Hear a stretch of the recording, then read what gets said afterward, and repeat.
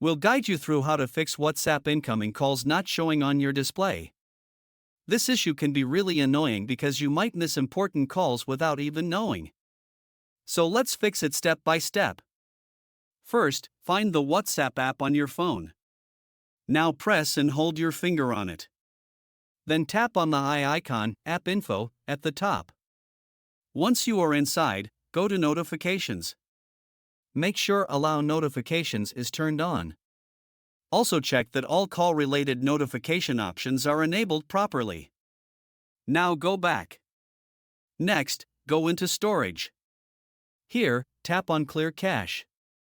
This helps refresh the app and fix any temporary bugs or glitches. Now close everything and test it.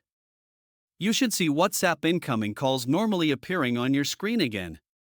And that's it, your problem should now be fixed.